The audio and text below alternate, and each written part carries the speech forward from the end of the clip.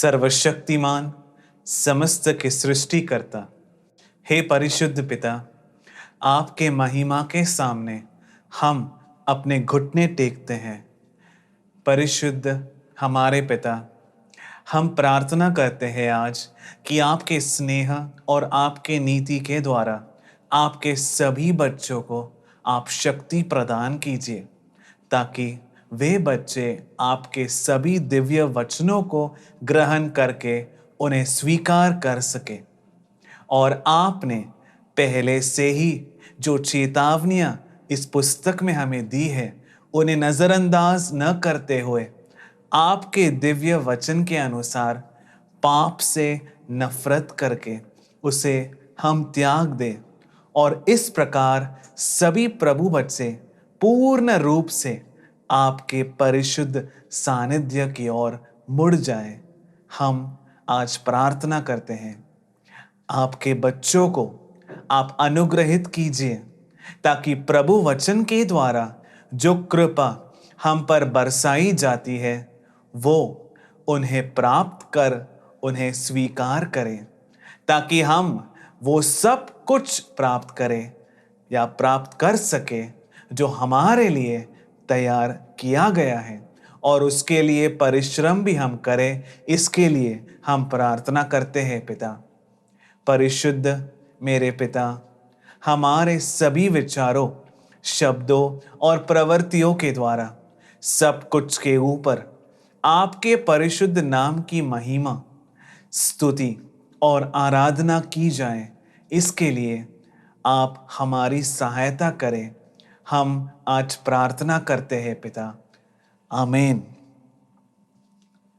प्रियजनों, हम 2000 साल पहले यीशु मसीह प्रभु पिता के इकलौते पुत्र और हमारे एकमात्र मुक्तिदाता द्वारा हमें दी गई एक महत्वपूर्ण चेतावनी की हम जांच कर रहे हैं, जो कि अंत के दिनों के बारे में है।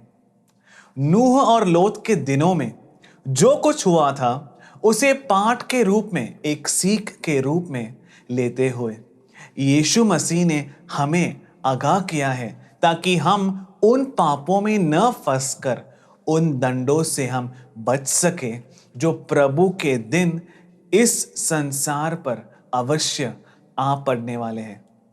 हम पढ़ते हैं लूकस के सुसमाचार अध्याय 17 वचन 26 से 30। लूकस का सुसमाचार अध्याय 17 वचन 26 से 30। प्रभु वचन इस प्रकार कहता है, जो नूह के दिनों में हुआ था वही मानव पुत्र के दिनों में होगा।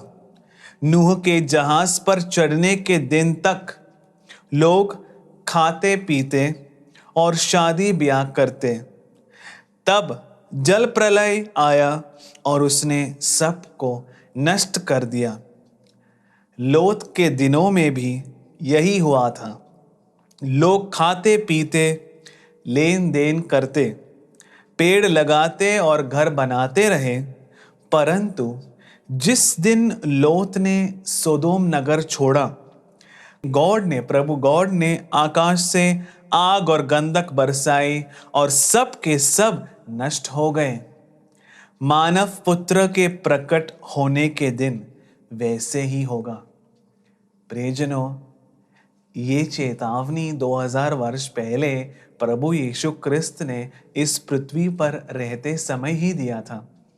प्रियजनों, हमने देखा है कि एक समय अवधि है जिसे प्रभु के दिन कहलाए जाते हैं, और इस समय के दौरान इस दुनिया पर प्रभु पिता का प्रकोप आ गिरेगा। नूह और लोत के दिनों में उन बुरे कामों के कारण जिनमें उस समय के वे लोग तल्लीन थे, उनके द्वारा किए गए घिनौने प्रवृत्तियों और अत्याचारों के कारण प्रभु का प्रतिशोध उस समय उन लोगों पर पड़ा। लेकिन आज हम देखते हैं कि वही बुरे प्रवृत्तियां अपनी पूर्णता तक, उच्च स्तर तक पहुंच चुके हैं और दुनिया में फैल गई हैं। इसके अलावा लोग अब इन बुराइयों पर गर्व करते हैं और इनमें आनंद मनाते हैं। प्रियजनों, हम पहले ही देख चुके हैं कि क्योंकि हमारे प्रभु पिता नीतिमान है, हमारे स्वर्गीय पिता नीतिमान है, वह अंत के दिनों में हमें ज्यादा गंभीरता के साथ और अधिक प्रमाण के साथ चेतावनी देंगे। जैसे उन्होंने नूह और लोत के दिनों में लोगों को चेतावनी दी थी, और इस उद्देश्य के साथ प्रभु पिता ने इस समय सद्वार्ता के दूत को हमें चेतावनी देने के लिए इस भूमि पर भेजा था। वर्ष 2005 से इस चेतावनी को यशाया प्रवाचक जोसेफ पुन्नार द्वारा इस संसार में प्रघोषित किया गया है। परंतु नूह के दिनों में और लोत के दिनों में लोगों ने उस समय कैसा व्यवहार किया? जिन व्यक्तियों को यह चेतावनी मिली गॉड की ओर से, उनके साथ उन लोगों ने कैसे व्यवहार किया? उन्हें सतर्क करने वाले को लोगों ने उस समय कैसे जवाब दिया? और इस चेतावनी पर उस समय के लोगों उनकी क्या प्रतिक्रिया थी? नूह के समय में रहने वालों ने नूह की चेतावनी पर ध्यान नहीं दिया। उन्होंने केवल नूह का मजाक उड़ाया, क्योंकि नूह ने एक पहाड़ पर जलयान या संदूक या नौका को बनाया था। उन्होंने सोचा और कहा, इस पागल नूह ने एक पहाड़ की चोटी पर एक जलयान खड़ा किया है। यह पागल कहता है कि हम बाढ़ से नष्ट होने वाले हैं। यह मूर्खता नहीं है तो और क्या है? उस देश के सब लोगों ने नूह का इस प्रकार निंदा किया होगा, क्योंकि उसने वो जहाज एक ऊंचे पहाड़ पर बनाया था प्रभु गॉड के निर्देश अनुसार। प्रियजनों, लेकिन समय के साथ प्रभु पिता ने यह साबित कर दिया कि नूह सही था। जब सभी उपहास करने वाले लोग डूब गए, सांस लेने के लिए हांफते हुए उन्होंने महसूस किया उस समय कि गलती उन्हीं की थी। लेकिन तब प्रियजनों, पछतावा करने का कोई फायदा नहीं था। लोत के समय भी ऐसा ही हुआ था। केवल लोत को ही प्रभु पिता ने नीतिमान पाया सोदोम नगर में। इसीलिए उन्होंने अपने स्वर्गदूतों को, पिता ने स्वर्गदूतों को भेजकर लोत से कहा, यदि तुम किसी को इस नगर से निकालना चाहते हो तो उसे निकाल दो। यह उस समय लोत के लिए एक बोनस था जिसे प्रभु पिता ने लोत को दिया था, क्योंकि वह लोत एक नीतिमान व्यक्ति पाया गया था प्रभु गॉड के दृष्टि में। जिन्हें आपको इस स्थान से बाहर लेकर जाना है उन्हें बुलाओ, जिन्हें आप चाहते हो उन्हें बुलाओ। इस प्रकार स्वर्गदूतों ने लोत से कहा। अतः लोट उनके पास गया जो उसकी पुत्रियों से विवाह करने वाले थे। हम पढ़ते हैं उत्पत्ति का ग्रंथ अध्याय 19 वचन 14। प्रभु वचन इस प्रकार साक्ष्य देता है, तब लोट बाहर गया और उसने अपने भावी दामादों से कहा, उठो, यहां से बाहर निकल चलो, क्योंकि प्रभु गॉड इस नगर का विनाश करने ही वाला है। परंतु दामादों को लगा कि वह उनसे मजाक कर रहा है। इतनी गंभीर बात कहने पर भी न प्रभु का भय और न प्रभु के प्रति कोई विचार उनके मन में आया, और प्रभु के वचन विश्वास न होने के कारण, प्रभु के वचन में विश्वास न होने के कारण उन्हें ऐसा लगा कि लोट मजाक कर रहा है। इसलिए नूह और लोत के दिनों में जब प्रभु पिता ने उन्हें चेतावनी दी थी तो लोगों ने उस समय उनका मजाक उड़ाया और उनका विरोध किया। हम पढ़ते हैं उत्पत्ति का ग्रंथ अध्याय 19 वचन 9। प्रभु वचन इस प्रकार कहता है, इस पर उन्होंने उत्तर दिया, हट जाओ, और बोले, देखो, यह प्रवासी होकर यहां आ बसा है, फिर भी हमको उचित अनुचित की शिक्षा देने लगा। हम उनसे भी ज्यादा बुरा व्यवहार तुम्हारे साथ करेंगे। वे लोट पर टूट पड़े और किवाड़ तोड़ने के लिए पहुंचे ही थे। प्रियजनों, इस प्रकार लोट जिसने उन्हें ऐसा घृणित कर्म न करने की चेतावनी दी थी। उस समय के लोगों ने लोत का भी विरोध किया। सोदोम नगर के लोगों ने लोत का विरोध किया, उसकी निंदा की और उसे धमकाया कि उसे भी सताया जाएगा। इस प्रकार सोदोम के निवासियों ने उस व्यक्ति का विरोध किया जिसने उन्हें चेतावनी देने की कोशिश की थी। इसलिए प्रियजनों, जब प्रभु पिता हमें कोई चेतावनी देते हैं, यदि हम प्रभु के उस क्रोध से बचना चाहते हैं जो प्रभु का दिन इस संसार पर आने वाला है, तो हमें उस चेतावनी पर ध्यान देना चाहिए। हमें बहुत ध्यान से सुनना चाहिए। हम पढ़ते हैं लूकस का सुसमाचार अध्याय 8 वचन 18। प्रभु वचन इस प्रकार साक्ष्य देता है, तो इसके संबंध में सावधान रहो कि तुम किस तरह सुनते हो, क्योंकि जिसके पास कुछ है उसी को और दिया जाएगा, और जिसके पास कुछ नहीं है उससे वह भी ले लिया जाएगा जो वह अपना समझता है। यह प्रभु पिता का एक बहुत ही महत्वपूर्ण वचन है। प्रभु का पुत्र कहता है, ध्यान दो कि तुम किस तरह सुनते हो। लेकिन अगर किसी को प्रभु वचन सुनना है तो किसी को तो प्रचार करना होगा, तो ही सुन सकते हैं। और अगर किसी को प्रचार करना है तो प्रभु पिता को किसी को भेजना होगा।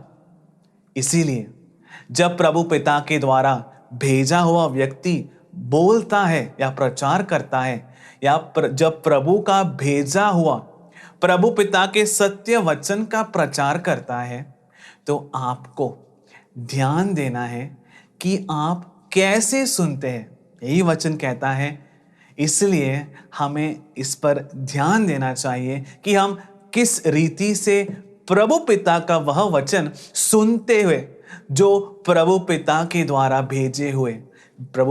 द्वारा भेजे गए सद्वार्ता के दूत यशाया प्रवाचक जोसेफ पुन्नार के द्वारा कहा गया है। क्योंकि वह प्रभु के दिन इस संसार पर आने वाले दंड के बारे में और उस अनंत मुक्ति के विषय में जो प्रभु पिता ने अपने संतानों के लिए तैयार किया है, इनके बारे में वे प्रभु पिता द्वारा भेजे गए प्रवाचक प्रचार कर चुके हैं। हम पढ़ते हैं मत्ती का सुसमाचार अध्याय 13 वचन 12। प्रभु वचन इस प्रकार साक्ष्य देता है, क्योंकि जिसके पास कुछ है उसी को और दिया जाएगा और उसके पास बहुत हो जाएगा, लेकिन जिसके पास कुछ नहीं है उससे वह भी ले लिया जाएगा जो उसके पास है। एक और सुसमाचार में वही वचन लिखा है। इसीलिए हमें ध्यान देना चाहिए कि हम प्रभु पिता की चेतावनी को किस प्रकार स्वीकार करते हैं। प्रियजनों, यीशु मसीह ने सिखाया कि इस संसार के लोग उस चेतावनी को स्वीकार नहीं करेंगे जो प्रभु अंतिम दिनों में देते हैं। ये उसी प्रकार है जैसे लोगों ने नूह और लोत के दिनों में उनके द्वारा दी गई चेतावनियों को स्वीकार नहीं किया था। इसीलिए उसने कहा कि मनुष्य पुत्र के दिन वैसे ही होंगे जैसे नूह के दिनों में थे। प्रभु के दिन के पहले जो लोग इस चेतावनी को सुनेंगे वे वैसे ही व्यवहार करेंगे जैसे लोगों ने नूह के दिनों में किया था। लोग इसे स्वीकार क्यों नहीं कर पा रहे हैं? हमें इसकी जांच इस प्रकार करनी चाहिए कि हम प्रभु पिता के वचन सुनने से पीछे न हटें, ताकि हम प्रभु का स्वर सुन सकें, उनकी चेतावनी को हम ग्रहण कर सकें और उनके क्रोध से हम बच सकें। तो लोग इस चेतावनियों को स्वीकार क्यों नहीं कर पाते? इसका एक प्रधान कारण यह भी है कि वे लोग चेतावनी देने वालों को स्वीकार नहीं करते। यह कहने वाले आप कौन होते हैं? इस मनोभाव के साथ लोग उसे अस्वीकार कर देते हैं जिसे प्रभु पिता उन्हें चेतावनी देने के लिए भेजते हैं, और उसका अंगीकार करने के लिए वे लोग तैयार नहीं होते हैं जिन्हें प्रभु पिता चेतावनी देने के लिए उनके पास भेजते हैं। हम पढ़ते हैं नबी योना का पुस्तक अध्याय 3 वचन 4 से 10। योना ने उसमें प्रवेश किया। नबी योना ने निनवे नगर में प्रवेश किया और एक दिन की यात्रा पूरी करने के बाद योना इस प्रकार उपदेश देने लगा। 40 दिन के बाद निनवे का विनाश किया जाएगा। यह योना प्रवाचक द्वारा प्रचारित किए गए वाक्य थे। यह एक वाक्य कहने के लिए ही योना को निनवे में लाने के लिए प्रभु पिता ने इतनी सारी मेहनत की थी, और निनवे के लोगों ने प्रभु गॉड में विश्वास किया। ध्यान से सुनो, निनवे के लोगों ने प्रभु गॉड पर विश्वास किया। जो लोग हर तरह की गंदगी से भरे हुए थे और उन्हें क्रूर और पापी करार दिया गया था, उन्होंने क्या किया? उन्होंने प्रभु गॉड में विश्वास किया। वे ऐसा कैसे कर पाए? उन्हें यह भी नहीं पता था कि यह चेतावनी किसने दी। यह चेतावनी छोटे कद के एक बौने आदमी ने दी थी। उसके बारे में कुछ खास नहीं था। उनके पास दिखने में अद्वितीय होने के लिए बखारने का कोई आधार नहीं था।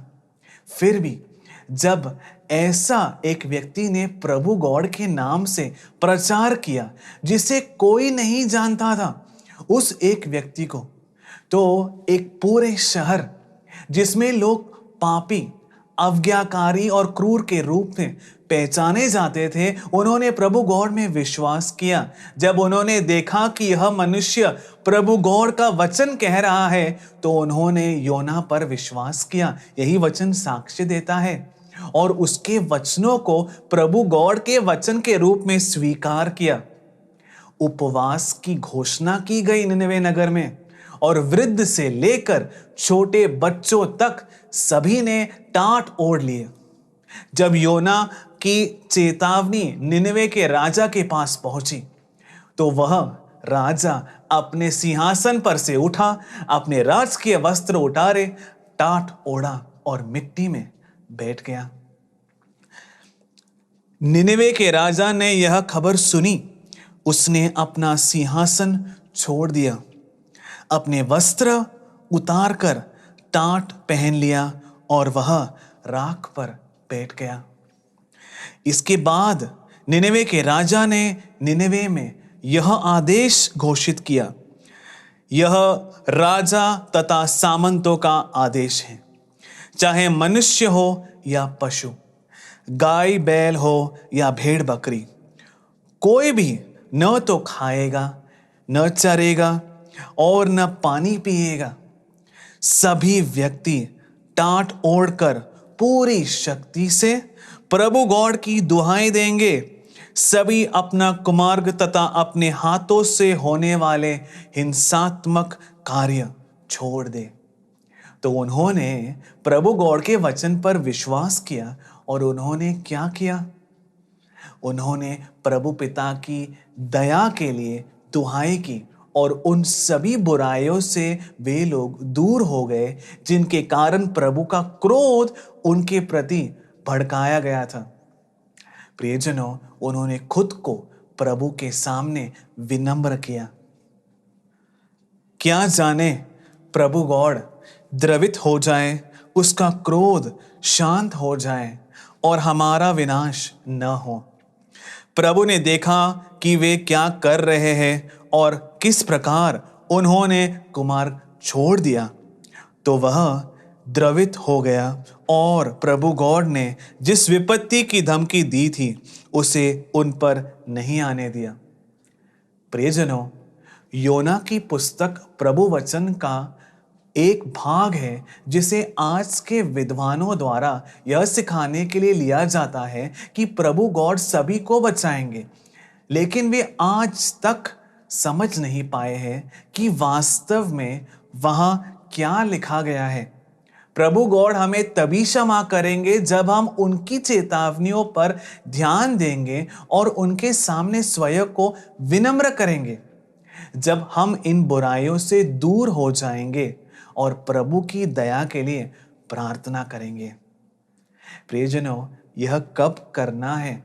हमें ऐसा तब करना चाहिए जब प्रभु गॉड हमें इसके लिए अवसर बनाकर देते हैं। अवसर बीत जाने के बाद यदि हम बाद में पछताते हैं तो इसका कोई फायदा नहीं है। उसके बाद प्रभु गॉड दोबारा मौका नहीं देंगे। तब प्रभु के क्रोध के गिरने से पहले जब चेतावनी दी जाती है तो हमें प्रभु की चेतावनी को सुनना चाहिए, प्रभु के सामने विनम्र होना चाहिए, बुराई को त्यागना चाहिए और प्रभु की दया के लिए विनती करनी चाहिए। उसके लिए पहले जो बोल रहा है ना, उसमें विश्वास करना होगा और जो चेतावनी देता है उसे स्वीकार करना होगा। आज दुनिया ऐसा करने को तैयार नहीं है। प्रभु पिता ने इस विषय में क्या कहा है? हम इस वचन को पढ़ते हैं, लूकस का सुसमाचार अध्याय 11 वचन 32। न्याय के दिन निनवे के लोग इस पीढ़ी के साथ जी उठेंगे और इस पीढ़ी को दोषी ठहराएंगे, क्योंकि उन्होंने योना का उपदेश सुनकर पश्चाताप किया था। निनेवे के लोगों ने योना का विषय सुनकर, योना का चेतावनी सुनकर पश्चाताप किया था। और देखो, यहाँ वह है जो योना से महान है।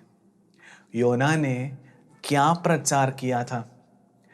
40 दिनों में यह निनवे शहर तबाह हो जाएगा, इतना ही उन्होंने कहा था। उन्होंने यह सुना, निनवे के लोगों ने यह सुना और पश्चाताप किया। यह देखो, यहां वह है जो योना से भी महान है। प्रियजनों, लोगों और विद्वानों ने योना के चिन्ह का सही अर्थ नहीं समझा है। योना के चिन्ह का अर्थ यह नहीं है कि यीशु क्रिस्त क्रूस पर मरे और तीसरे दिन जी उठे, क्योंकि योना ने निनवे नगर में जाकर यह नहीं कहा था ना कि वह योना 3 दिन तक मछली के पेट के अंदर था। क्या इन शब्दों को सुनकर निनवे के लोगों ने पश्चाताप किया?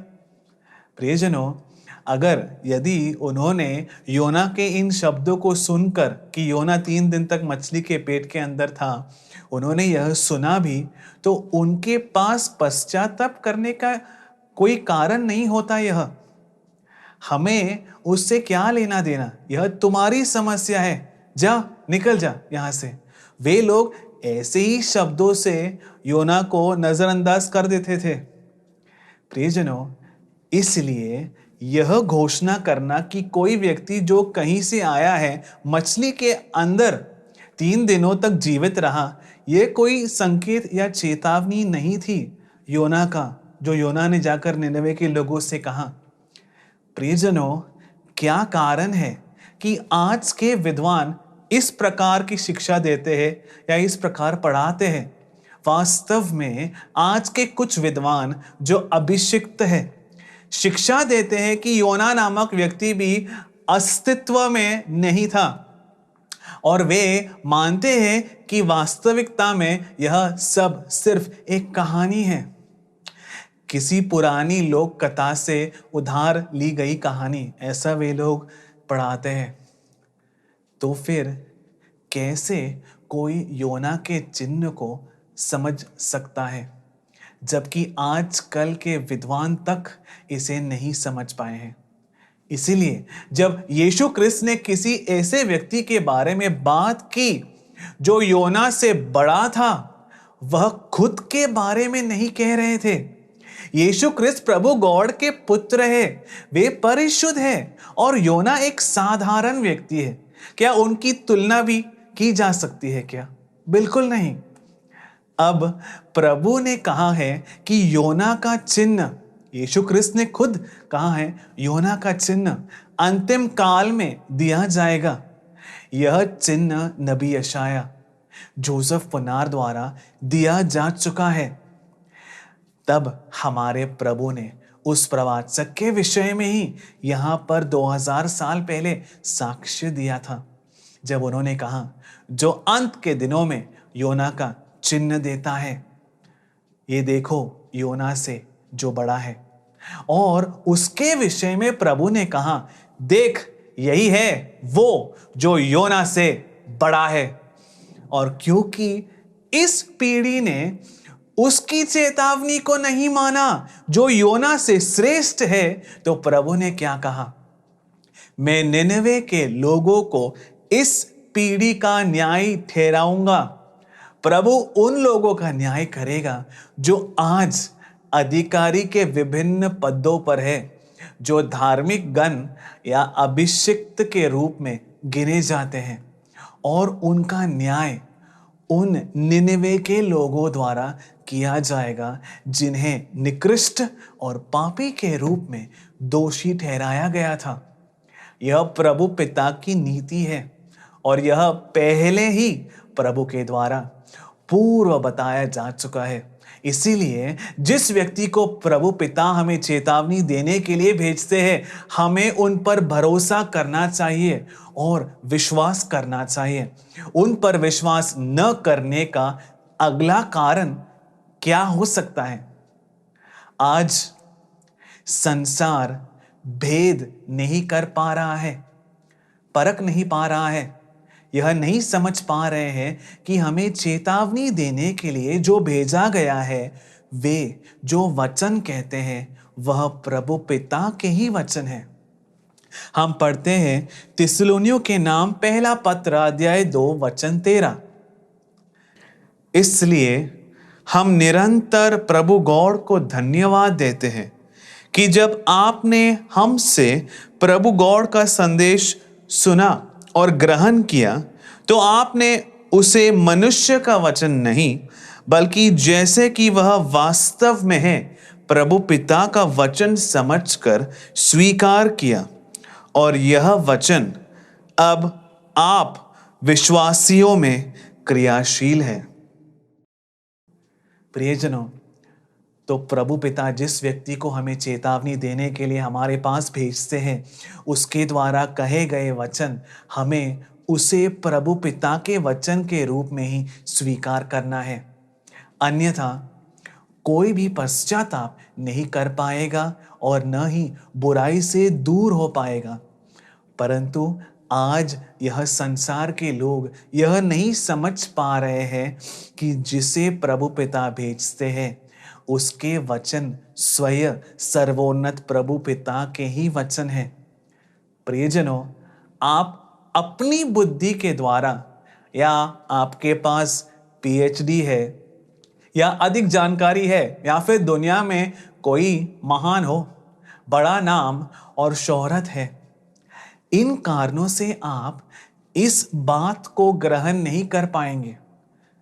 बल्कि ऐसा इसलिए है क्योंकि विवेक एक उपहार है, एक वरदान है, प्रभु का दान है।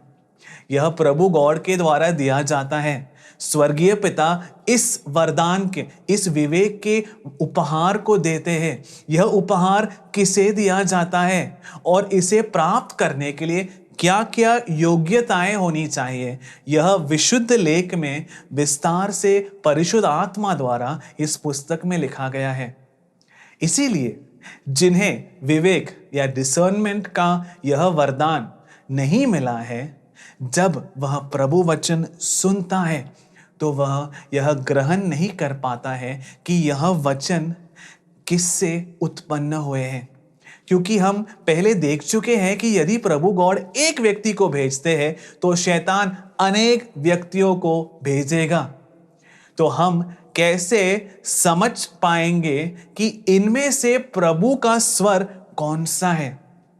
उसके लिए हमें विवेक के उपहार की आवश्यकता है।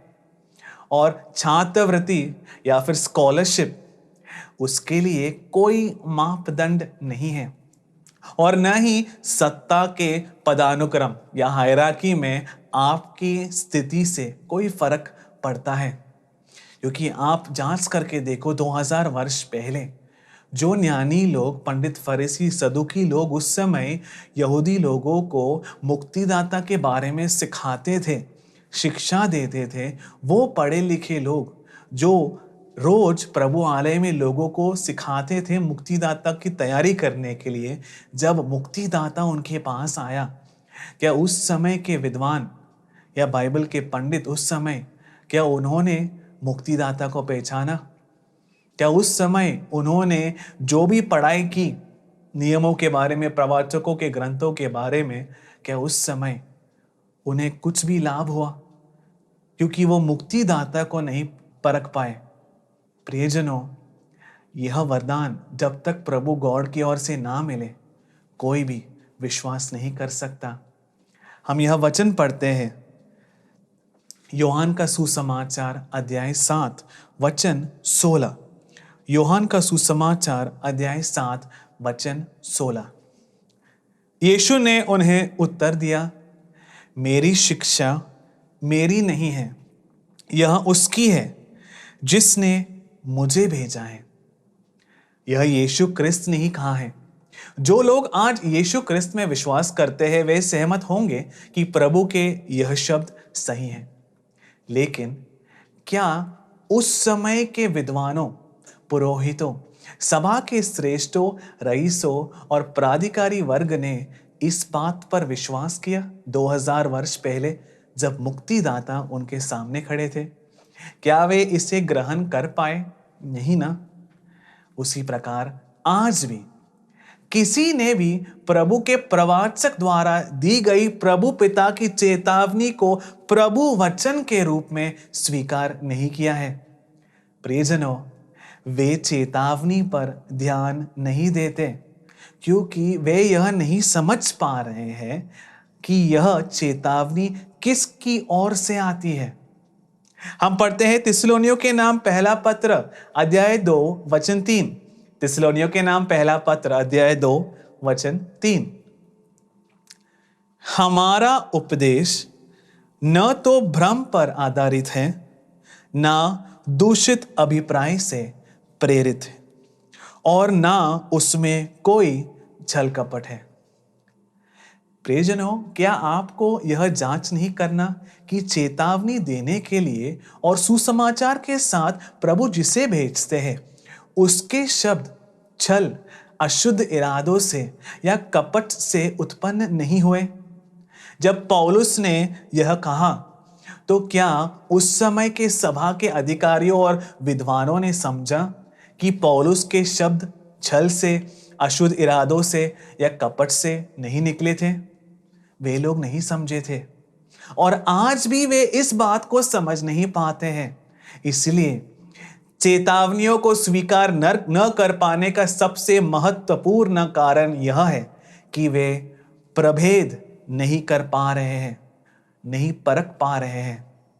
प्रियजनों, एक और महत्वपूर्ण कारण है कि जिसके वजह से लोग प्रभु पिता की चेतावनी पर ध्यान नहीं देते, झूठे नबियों के झूठे प्रबोधन। हम पढ़ते हैं नबी यिर्मयाह का पुस्तक अध्याय 23 वचन 16 से 20। सर्वशक्तिमान प्रभु यह कहता है, तुम नबियों की बातों पर ध्यान मत दो, वे तुमको झूठी आशा दिलाते हैं। वे तुमको प्रभु की वाणी नहीं बल्कि अपने मन की कल्पित बातें बताते हैं। प्रियजनों, पढ़ना जारी रखेंगे तो समझ पाएंगे कि ये झूठे नबी, ये झूठे प्रवाचक कौन है। आज अगर इस बात की हम जांच करें कि कौन इस प्रकार बोल रहे हैं तो आप इन झूठे लोगों को पहचान पाएंगे। यह मुझ प्रभु के वचन से घृणा करने वालों से, मुझ प्रभु वचन से का तिरस्कार करने वालों से निरंतर कहते रहते हैं, मत घबराना, तुम्हारा भला होगा। जो आदमी अपने हठी हृदय के अनुसार आचरण करता है उससे ये लोग कहते हैं, मत डर, तेरा अनिष्ट नहीं होगा। प्रियजनों, आज अगर इस बात की हम यदि जांच करें कि कौन इस प्रकार बोल रहे हैं, तो आप इन झूठे लोगों को पहचान पाएंगे। वचन को ध्यान से सुनना। इन नबियों में से कौन नबी प्रभु के दरबार में खड़ा था और किसने प्रभु की बातें सुनी और उनको समझा है? किसने प्रभु के वचन सुने और उन पर ध्यान दिया है? प्रभु के क्रोध के तूफान को देखो, भवंडर के सदृश्य उसके प्रकोप की आंधी बहने लगी। उसकी क्रोध अग्नि दुर्जन के सिर पर बरसेगी, प्रभु के बच्चों पर नहीं। प्रियजनों, यदि ये झूठे नबी, ये झूठे प्रवाचक, यदि वे प्रभु के स्वर्गिक सम्मेलन का हिस्सा होते तो वे क्या करते? वे लोगों को सही और गलत में फर्क करना सिखाते और उन्हें बुराई से मुड़ना सिखाते। आज कई ऐसे तथाकथित श्रेष्ठ अधिकारी हैं जो ऐसे ऐसे पापों के बारे में शिक्षा देकर उनका युक्तिकरण या रैशनलाइजेशन करते हैं, जिन्हें प्रभु सबसे घृणित पाप मानते हैं। इसीलिए मानव जाति पर आ पड़ने वाली प्रभु पिता की ये क्रोध की गंभीरता को जानने के बावजूद प्रभु का दिन निकट है, यह चेतावनी प्रभु के प्रवाचक द्वारा मिलने के बाद भी वे कहते हैं कि सब ठीक होगा। चाहे आप किसी भी प्रभु वचन का उल्लंघन करे या कोई भी पाप करे, प्रभु अवश्य ही दया करेंगे। ऐसा कहने वाले भ्रम में रहते हैं और दूसरों को झूठी आशा देते हैं। यही प्रभु का वचन साक्ष्य देता है। जब तक प्रभु अपने हृदय के संकल्प को कार्य रूप में परिणत नहीं करेगा और उसको पूर्ण नहीं कर लेगा, तब तक वह अपने क्रोध को शांत नहीं करेगा। लिखा है आगे, अंतिम दिनों में तुम्हें यह बात स्पष्ट समझ में आ जाएगा। प्रियजनों, तो यह कब होगा? प्रभु के दिन पर, वो दिन जब प्रभु का क्रोध इस पृथ्वी पर आएगा और दुष्टों को दंडित किया जाएगा। हम उस समय को कैसे पहचानेंगे? जब हमें चेतावनी मिलती है तो समझ सकते हैं कि वह समय आ चुका है। लेकिन लोग प्रभु की इस चेतावनी पर ध्यान नहीं देते हैं, क्योंकि उन्हें झूठे प्रवाचकों के धोखे के द्वारा यह कहकर गुमराह किया गया है कि तुम्हें सदा के लिए समाधान प्राप्त है। प्रियजनों, हमने देखा है कि यीशु क्रिस्त ने हमें प्रभु के दिन के बारे में चेतावनी दी थी और कहा कि वे दिन क्रोध के दिन हैं। उन्होंने कहा कि वे दिन दुष्टों पर वैसे ही आ पड़ेगा जैसे नूह और लोत के दिनों में यह हुआ था। इसीलिए प्रभु के दिन से पहले समाधान की घोषणा नहीं की जानी चाहिए, बल्कि प्रभु की चेतावनी का प्रचार होना है। लेकिन जो लोग आज समाधान समाधान कहकर प्रभु के लोगों को धोखा देते हैं और गुमराह करते हैं, वे लोग वास्तव में प्रभु वचन नहीं बोल रहे हैं। प्रियजनों, नबी एहेजकेल का ग्रंथ अध्याय 13 वचन 10 से 15 हम पढ़ते हैं। ओ झूठे नबियों, तुमने मेरी नीज लोगों को यह कहा है। ये प्रभु गॉड के वचन है जो प्रभु गॉड कह रहे हैं। तुम कहते हो समाधान है, जबकि कहीं समाधान है ही नहीं। इसलिए यह बहुत स्पष्ट है कि लोगों को कौन धोखा दे रहे हैं। अब जब प्रभु का क्रोध इस संसार पर पड़ने को है, तो जो लोग प्रभु के दिन के ठीक पहले समाधान का प्रचार करते हैं, वे लोगों को भटकाने का कार्य करते हैं। लोग दीवार खड़ी करते हैं तो मानो तुम उस पर लीपापोती करते हो। सफेदी पोतते हैं। ओ मानव, सफेदी पोती करने वाले झूठे नबियों से कहें कि दीवार ढह जाएगी, क्योंकि शीघ्र ही मूसलाधार वर्षा होगी, बड़े बड़े ओले गिरेंगे और प्रचंड आंधी होगी। अब यह स्पष्ट हो गया है कि वे कौन है सफेदी करने वाले। वे जो युक्तिकरण या रैशनलाइजेशन यानी दूसरों के पापों का न्याय करने के काम में लगे हुए हैं।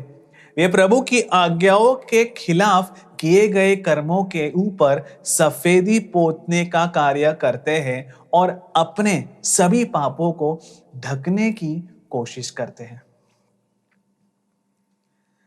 जब दीवार गिर जाएगी, तब क्या लोग तुमसे यह न कहेंगे, तुमने दीवार पर जो लिपाई पुताई की थी वह कहां गई? इसलिए प्रभु गॉड कहता है, मैं क्रोध से प्रचंड आंधी बहाऊंगा, मेरे प्रकोप के कारण मूसलाधार वर्षा होगी, मैं गुस्से में बड़े बड़े ओले गिराऊंगा और उसको नष्ट कर दूंगा। ओ नबियों, जिस दीवार की तुमने लिपाई पुताई की है उसको मैं धूल में मिला दूंगा, मैं उसकी नींव तक उखाड़ दूंगा। जब वह गिरेगी तब तुम भी उसमें दबकर मर जाओगे। क्या गिरने वाला है? वह स्थान जहां वे सफेदी पोतने का कार्य करते हैं। इस प्रकार मैं दीवार पर और उसको पोतने वाले नबियों पर अपना क्रोध उतारूंगा, जब मैं तुमसे पूछूंगा, कहां गई तुम्हारी दीवार और कहां गए उसको पोतने वाले? तो इससे स्पष्ट हो जाता है प्रियजनों कि आखिर तक उन्हें कुछ पता नहीं चलेगा। इसीलिए प्रभु हमें चेतावनी दे रहे हैं ताकि इन अंतिम दिनों में प्रभु की प्रजा प्रभु के दिन में उनके क्रोध में नष्ट न हो जाए। लेकिन इस चेतावनी पर ध्यान न देने का मुख्य कारण क्या है? यह इंजिलवादी जो इवेंजलिस्ट है या वचन का प्रचार करने वालों के कारण है, जो समाधान का आज झूठा प्रचार करके लोगों को गुमराह करते हैं। उनकी बातों पर विश्वास करने के वजह से लोग प्रभु की चेतावनी को नहीं सुनते हैं। प्रियजनों, प्रभु की चेतावनी को अनसुना करने का एक और महत्वपूर्ण कारण है। जब प्रभु ये चेतावनियां देते हैं तो कई विद्वान कहते हैं, ओह, यह सब इतनी जल्दी थोड़ी ना होगा, यह भविष्य में कभी हो सकता है, लेकिन अगर पूछोगे कि कब होगा तो वास्तव में मुझे भी नहीं मालूम। ऐसे वे लोग कहते हैं, आज के विद्वान। इसलिए वे इस समय के बारे में प्रभु द्वारा दी गई चेतावनियों को पहचान नहीं पाते, उसे स्वीकार भी नहीं कर पाते।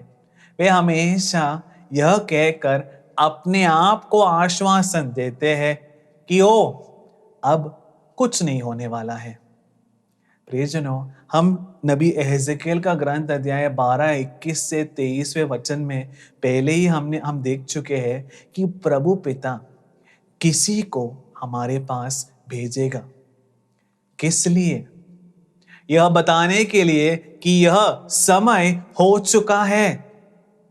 यह जो कार्य है वो प्रभु के लिए बहुत महत्वपूर्ण कार्य है। प्रभु पिता एक व्यक्ति को भेजेंगे अपने लोगों को यह सूचित करने के लिए कि अंत के दिनों में उसके कार्य को पूरा करने का समय हो चुका है। प्रभु पिता के कार्य को पूरा करने का समय हो चुका है और तब ही वह उचित समय है कि हम प्रभु पिता के शब्दों को समझें और स्वीकार करें।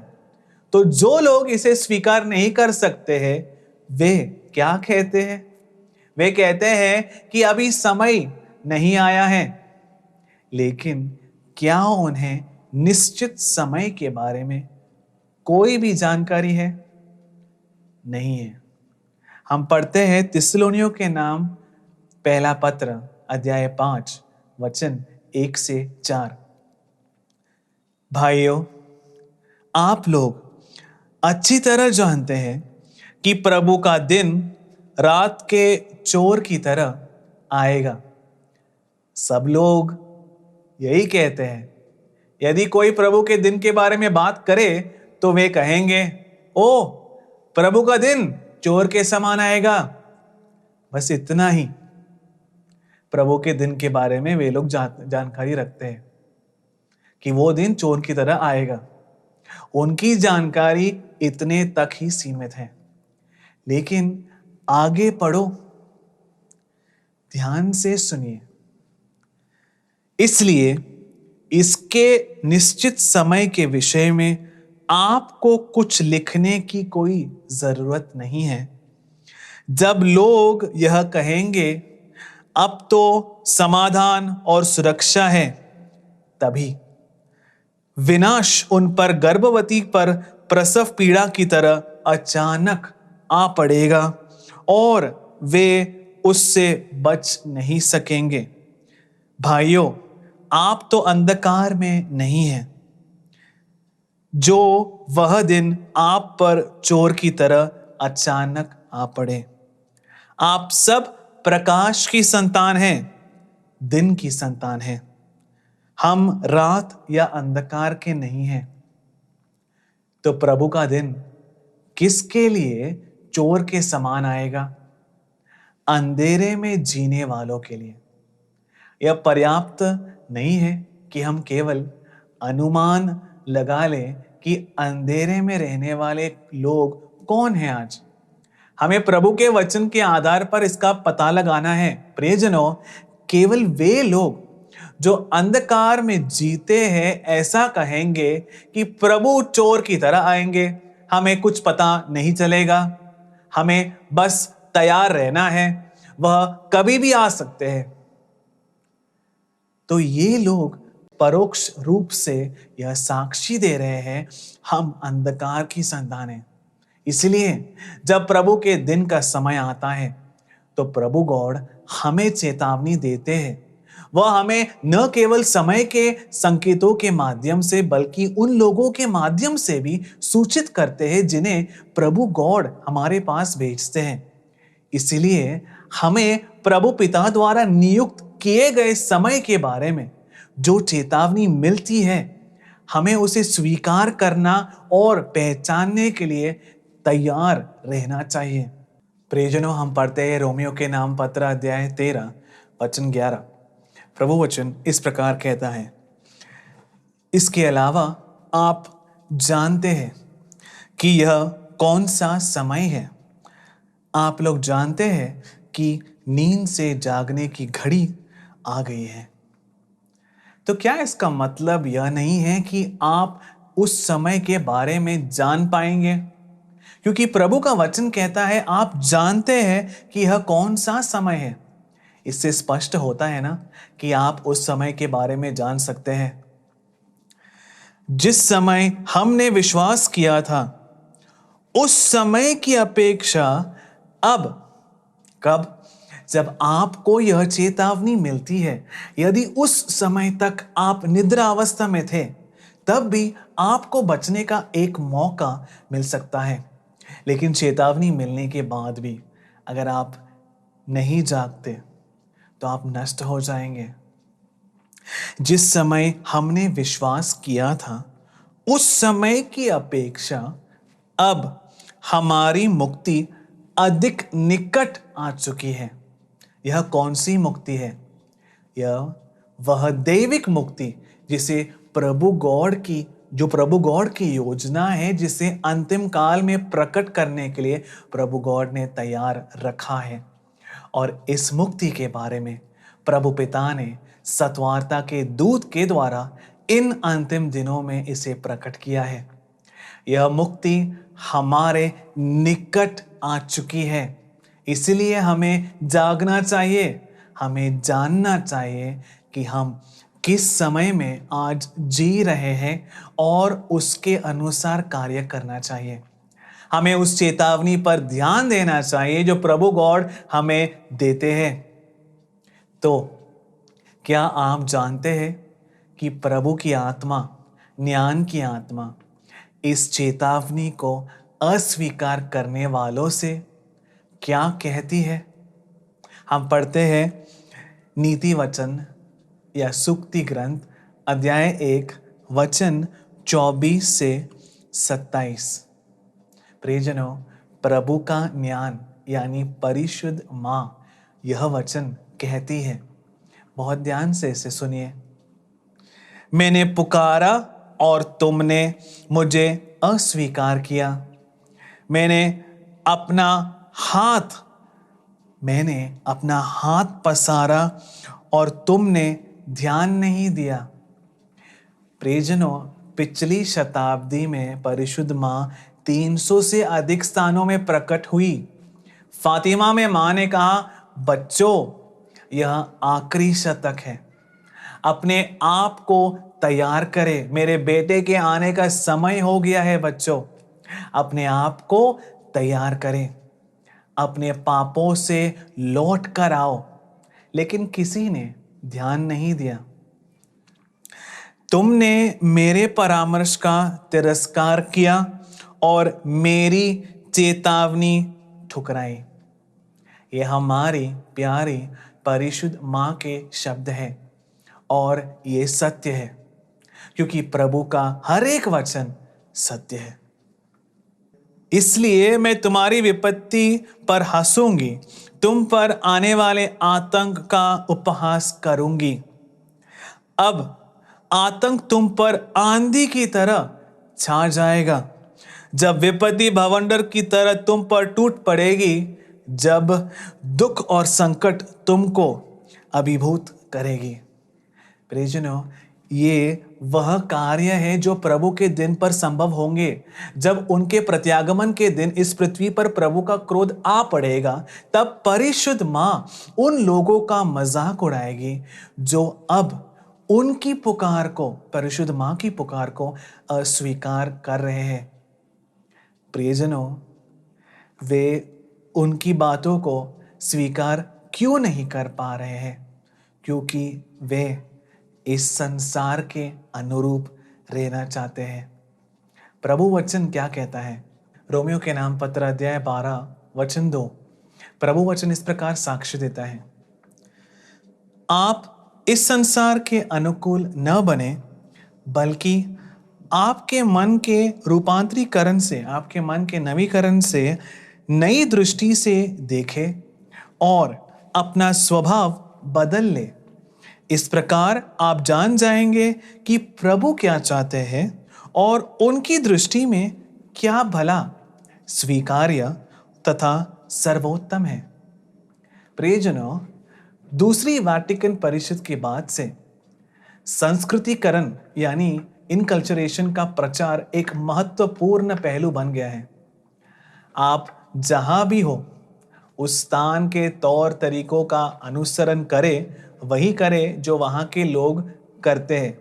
यही था इस दूसरे वैटिकन काउंसिल का परिषद। लेकिन प्रभु कहते हैं, इस संसार के अनुरूप मत बनो और इसके बजाय अपने मन की नवीकरण, अपने मन का रूपांतरीकरण से नई दृष्टि से देखें और अपना स्वभाव बदल ले।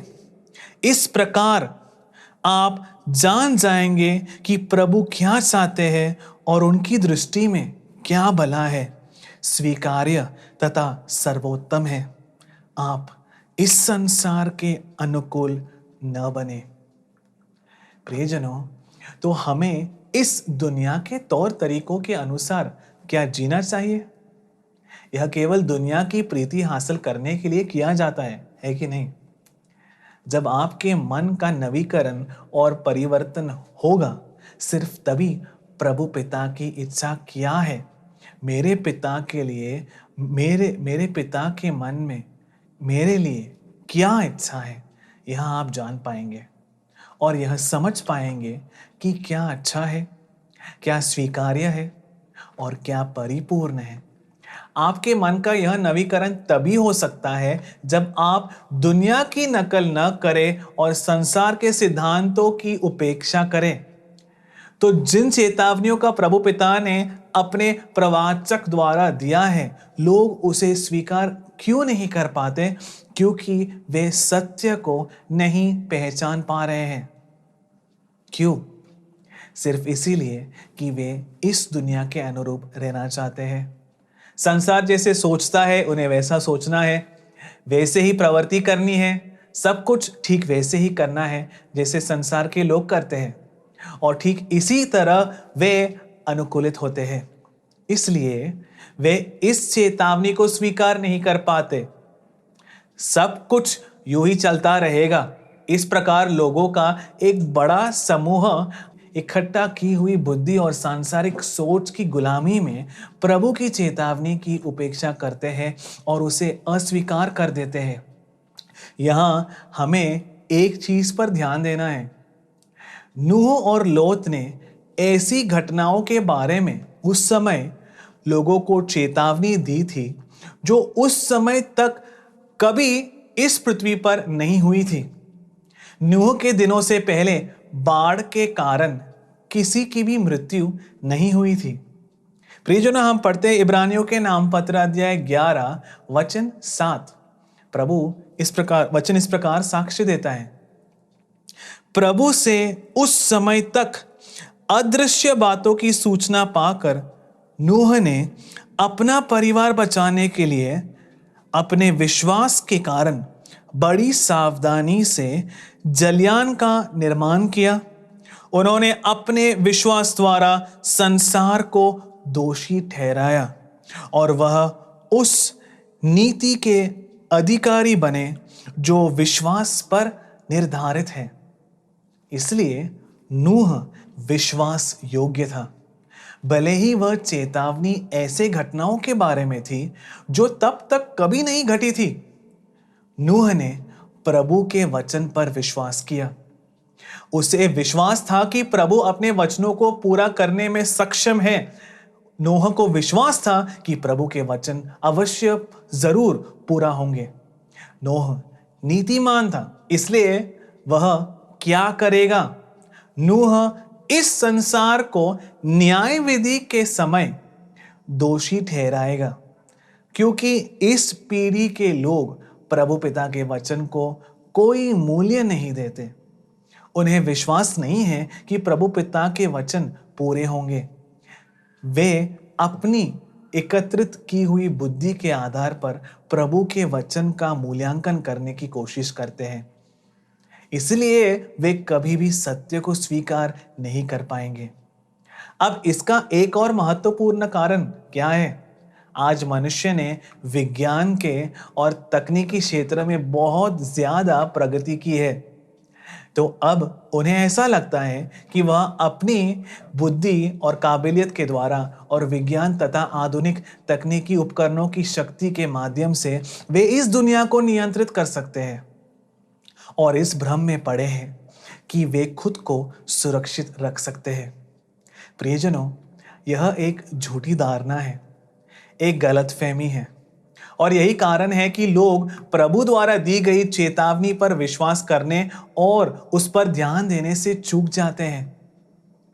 अब प्रभु ने हमें इन तथाकथित बुद्धिमानों के बारे में जो चेतावनी दी है, हमें उसके बारे में भी सुनना होगा। हम पढ़ते हैं कुरिन्थियों के नाम पहला पत्र अध्याय 19 वचन 20। प्रभु वचन इस प्रकार कहता है, क्योंकि लिखा है, मैं ज्ञानियों का ज्ञान नष्ट करूंगा और समझदारों की चतुराई व्यर्थ कर दूंगा। हम में ज्ञानी, शास्त्री और इस संसार के दार्शनिक कहाँ हैं? क्या प्रभु ने इस संसार के ज्ञान को मूर्खतापूर्ण नहीं प्रमाणित किया है? प्रियजनों, इस संसार की बुद्धि या इस संसार की ज्ञान, चाहे वह कितना भी महान क्यों ना हो, मनुष्य द्वारा इसकी कितनी ही महिमा क्यों न की जाए, यह प्रभु पिता के लिए मूर्खता है। तो प्रभु का दिन वह समय है जब प्रभु पिता इस संसार के बुद्धिमानों की सभी योजनाओं और रणनीतियों को निष्फल कर देते हैं। प्रभु उनके परिश्रम को व्यर्थ बना देंगे। जो लोग अपनी बौद्धिक क्षमताओं पर गर्व करते हैं ना, और उसमें सांत्वना पाते हैं और सोचते हैं कि प्रभु का वचन पूरा नहीं होगा, उनके सभी योजनाओं को हमारे प्रभु पिता नष्ट कर देंगे। विशेषकर वे जो अपनी बड़ाई करते रहते हैं और जो अपनी आत्मनिर्भरता की झूठी धारणा से संतुष्ट है। प्रभु के दिन ऐसा ही होगा। इसीलिए जो लोग इस प्रकार के झूठे और खोखले दावे करते हैं, वे प्रभु की चेतावनियों को स्वीकार नहीं कर सकते हैं। हम पढ़ते हैं पतरस का दूसरा पत्र, अध्याय 3, वचन 3 और 4। आप लोग सर्वप्रथम यह जान लें कि अंतिम दिनों में उपहास करने वाले नास्तिक आएंगे। वे अपनी दुर्वासनाओं के अनुरूप आचरण करेंगे। तो अंतिम काल में निंदा करने वालों का एक बड़ा समूह होगा, जो उन लोगों का मजाक उड़ाएगा जो प्रभु के सत्य वचन में विश्वास करते हैं और उनकी चेतावनियों पर ध्यान देते हैं। वे पूछेंगे, प्रभु के आने की प्रतीक्षा का क्या हुआ? धर्म ग्रंथ यह साक्षी देता है कि जैसा नूह और लौत के दिनों में था, वैसा ही वे दिन भी होंगे जब मनुष्य पुत्र प्रकट होंगे। यही यीशु क्रिस्त की चेतावनी है। तो वे कहते हैं और कहेंगे, उनके आगमन की प्रतिज्ञा का क्या हुआ? हमारे पूर्वज तो चल बसे, किंतु सृष्टि के प्रारंभ से सब कुछ जो का त्यों बना हुआ है। लिख के रखा है, सब कुछ जैसे था वैसे ही चल रहा है। इसलिए बाइबल के विद्वान आज ऐसा सिखाते हैं कि प्रभु का वचन बीत चुका है, लेकिन आकाश और पृथ्वी नहीं टलेगी। ऐसा कुछ नहीं है। इसलिए प्रभु के परिशुद्ध आत्मा ने पहले से ही इन सभी चीजों के बारे में स्पष्ट रूप से इस पुस्तक में लिखा है, जो ये लोग अंत के समय में करेंगे। प्रियजनों, प्रभु की चेतावनियों को स्वीकार नहीं करने का एक और महत्वपूर्ण कारण है कि प्रभु के प्रति कोई चिंता, उनके लिए स्नेह की कमी। हम पहले ही देख चुके हैं कि अंत के समय में लोग प्रभु गॉड से स्नेह करने के बजाय सांसारिक सुख सुविधाओं के वशीभूत हो जाएंगे। हम पढ़ते हैं तिमोथी के नाम दूसरा पत्र, अध्याय 3, वचन 1 और वचन 5। तुम निश्चित रूप से जान लो कि अंतिम दिनों में संकटपूर्ण समय आ पड़ेगा। वे भक्ति का स्वांग रचेंगे, भक्ति का बाहरी रूप, किंतु इसका वास्तविक स्वरूप अस्वीकार करेंगे। तुम ऐसे लोगों से दूर रहो। प्रियजनों, तो इससे यह स्पष्ट है कि अंत समय में एक ऐसी पीढ़ी होगी जो प्रभु भक्ति के बाहरी रूप को रखती है, लेकिन सांसारिक सुखों के आदी है। इसलिए वे प्रभु द्वारा दी गई चेतावनियों को स्वीकार नहीं कर सकते। प्रभु गॉड के बारे में कोई भी विचार इस संसार से आज गायब हो चुका है। प्रभु पिता के बारे में कौन आज सोच रहा है? क्या मानव जाति के विचारों, कार्यों या निर्णयों में प्रभु को कोई स्थान आज दिया जाता है? क्या कोई भी व्यक्ति प्रभु की इच्छा क्या है यह खोज रहा है? प्रियजनों, आप अपने मन में योजनाएं बनाते हैं। आज आप क्या करने वाले हो, कल क्या करने वाले हो, इसकी योजना आपने ऑलरेडी बना दिया है। लेकिन क्या कभी इस प्रकार सोचा कि मेरे गॉड के मन में मेरे लिए आज क्या योजना है? मेरे प्रभु पिता के मन में मेरे लिए कल क्या योजना है, अगला हफ्ता क्या योजना है? यह जानने के लिए कितने लोग इच्छुक हैं? प्रभु को एक पुरानी लोक कथा में बदल दिया गया है आज, या एक ऐसे सामाजिक जीवन बिताने के लिए एक व्यवस्था का हिस्सा बन चुका है ये। प्रियजनों, हम पढ़ते हैं नबी होशिया का ग्रंथ, अध्याय 4, वचन 1। वचन इस प्रकार साक्ष्य देता है, इज़राइली लोगों, प्रभु की वाणी सुनो, क्योंकि प्रभु इस देश के निवासियों पर दोष लगा रहे हैं। प्रभु गॉड अपने प्रवाचक के द्वारा यह कह रहे हैं। यहाँ प्रभु के प्रति कोई विश्वसनीयता या स्नेह नहीं है। मनुष्य के मन में खुद के लिए स्वार्थी स्नेह है, लेकिन प्रभु गॉड के लिए कोई स्नेह का स्थान आज नहीं है। प्रभु गॉड के प्रति कोई भी दैविक चिंता आज इस संसार में नहीं पाई जाएगी। अब यह कहकर इस सब को मत ठुकराओ कि यह सब अतीत हो गया है। भले ही यह अतीत में हुआ हो, लेकिन वह हमारे लिए केवल एक दृष्टांत था। यह सब अंतिम समय में उनके पूर्णता में किया जाएगा। प्रियजनों, तो अंत के समय में प्रभु गॉड के बारे में कोई भी विचार नष्ट हो चुका है लोगों के मन में। यहाँ कोई विश्वसनीयता या स्नेह नहीं है। यह प्रभु का सत्य वचन है और यह सत्य है। यह प्रभु के होठों से निकला हुआ वचन है। तो इस प्रकार की पीढ़ी प्रभु की चेतावनी को कैसे स्वीकार कर पाएगी? वे कैसे प्रभु पिता के सत्य वचन को पहचान पाएंगे? वे कैसे प्रभु के वचनों के अधीन होंगे? इसलिए प्रभु गॉड ने कहा कि मनुष्य पुत्र के दिन नूह के दिनों के समान होंगे। प्रियजनों, एक और कारण है, वह मनुष्य जिसे अदन की वाटिका से बाहर निकाला था, उस मनुष्य को वह पापों, बीमारियों और बुढ़ापा यानी कि जीर्णता का गुलाम बन गया है। इसलिए क्योंकि उसका शरीर मिट्टी से बना था और मिट्टी के नियम उसमें वास करते हैं, वह हमेशा प्रभु पिता की आत्मा से विद्रोह करता है। मन शरीर का एक हिस्सा है और शरीर की अभिलाषा क्या है? वे शरीर के जो अंग हैं, उनके नियमों और वासनाओं को संतुष्ट करना ही है शरीर की अभिलाषा। इसलिए शैतान मनुष्य कुल को एक ऐसा समुदाय में आज बदलने के लिए प्रयास कर रहा है जो शरीर की वासनाओं को तृप्त करने के लिए ही आज परिश्रम करता है। और मनुष्य जो इस प्रकार अपने शरीर की वासनाओं का गुलाम बन चुका है, पाप के सुख साधनों को कभी नहीं छोड़ सकता है। नूह और लोत के दिनों में प्रभु गॉड ने उन्हें क्या चेतावनी दी थी, उस चेतावनी के अनुसार उन्हें क्या करना चाहिए था? उन्हें अपने पापों को पूरी तरह से त्याग देना चाहिए था और पश्चाताप करके प्रभु गॉड के सामने खुद को विनम्र करना चाहिए था। यह प्रवृत्ति निनवे के निवासियों ने किया था। इसीलिए प्रभु गॉड ने निनवे के लोगों पर करुणा की और उनके दंडादेश को वापस ले ली। परंतु सोदोम और गोमोरा के निवासियों या नूह के समय के लोगों ने ऐसा नहीं किया। इसीलिए यह स्पष्ट है कि वे लोग जो पाप के क्षणिक सुखों को नहीं छोड़ सकते, वे प्रभु द्वारा दी गई चेतावनी को स्वीकार नहीं कर सकते। लोग इस बात को निकारेंगे, लेकिन यही सत्य है। हम पढ़ते हैं नबी यशायाह का ग्रंथ अध्याय 1 वचन 4 से 5।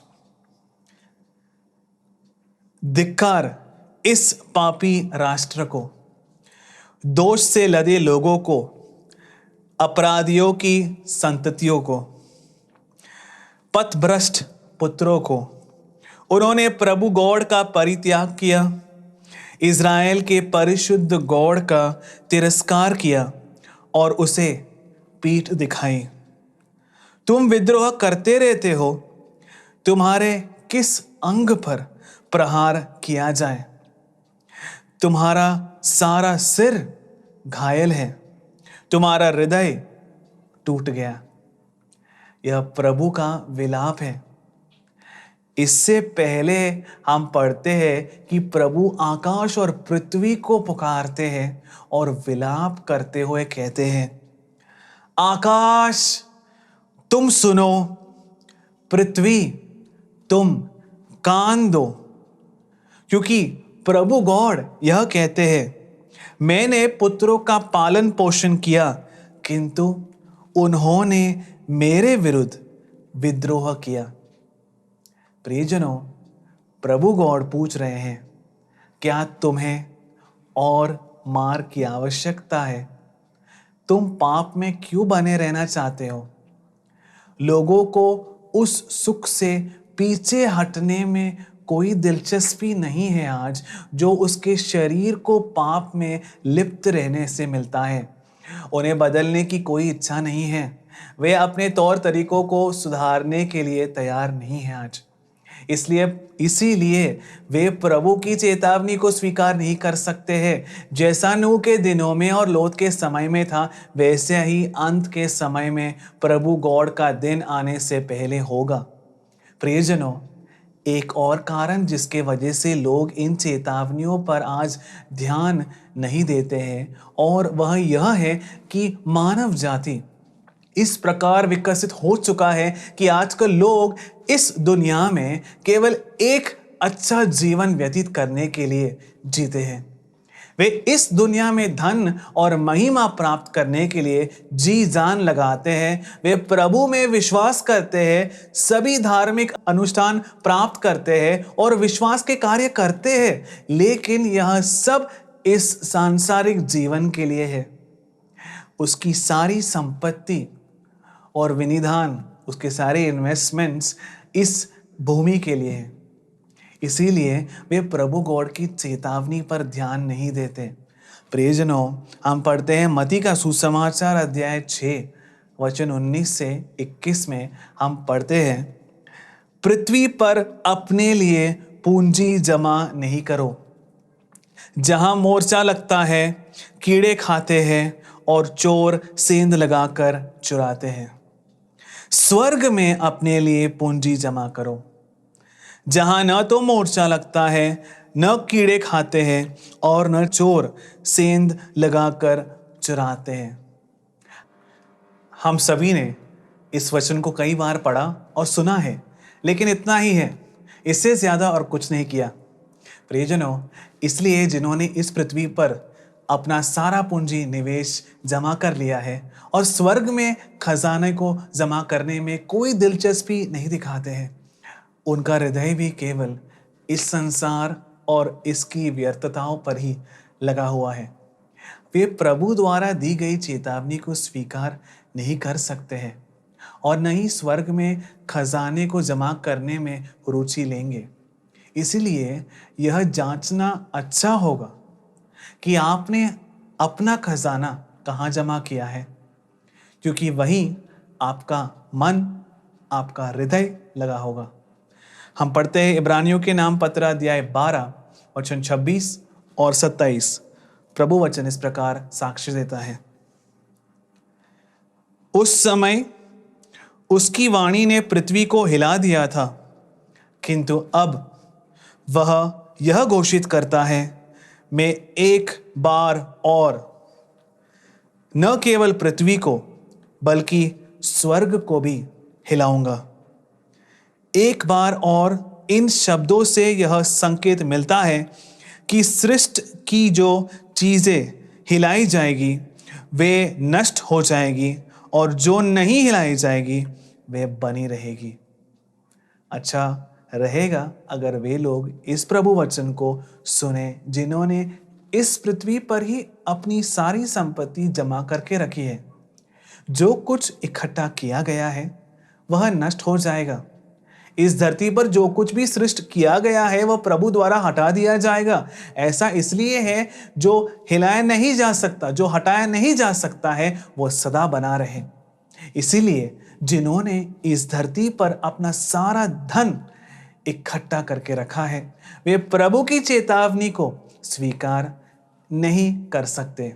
प्रियजनों, तो प्रभु के बच्चों को क्या समझना चाहिए, उन्हें क्या स्वीकार करना चाहिए? आइए हम ये वचन पढ़ते हैं, इब्रानियों के नाम पत्र अध्याय 11 वचन 13।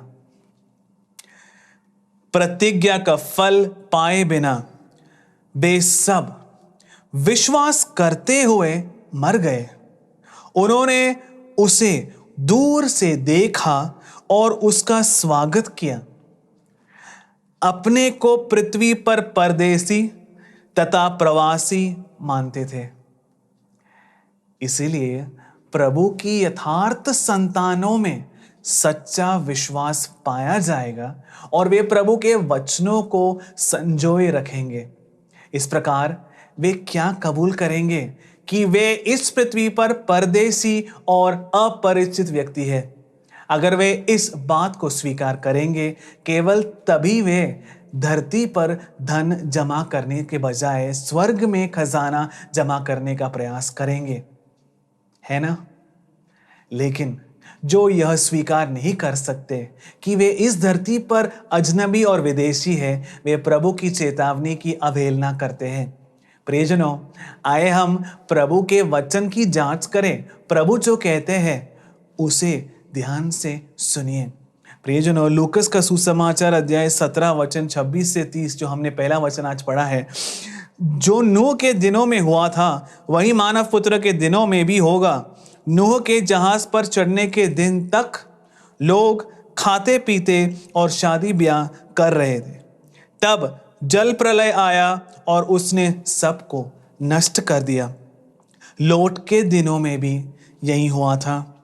लोग खाते पीते, लेन देन करते, पेड़ लगाते और घर बनाते रहे।